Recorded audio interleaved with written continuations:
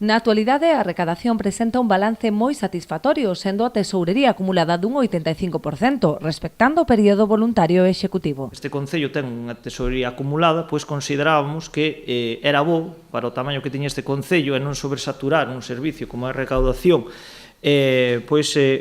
facer uso desta ferramenta que a Diputación lle ofrece aos concellos, que é a delegación de certos impostos na propia Diputación, que ten moitísimos máis medios, tanto para chegar nos períodos voluntarios como, sobre todo, nos executivos, que son aqueles donde, a xente ten debedas pendientes que moitas veces non chegas e acaban por prescribir.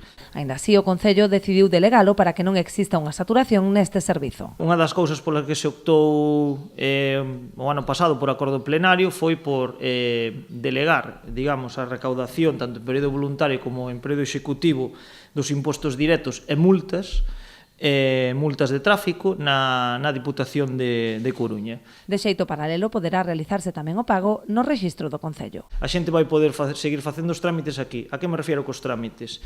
Se alguén solicita domiciliar, por exemplo, o imposto de vehículos, vai non poder facer desde aquí? Sí, aquí vai haber un modelo polo cal, unha vez recuberto, mándase por rexistro de entrada á Diputación e será a Diputación quen se ocupe da xestión.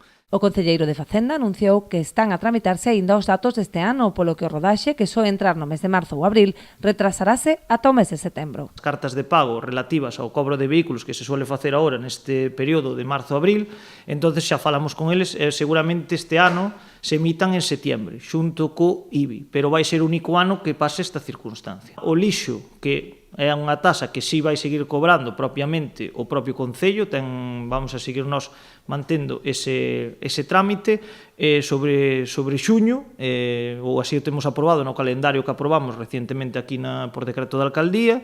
O IBI vai ser en setembro e o IAI e o resto de tasas como son vados e tal tamén a partir de noviembre e decembro.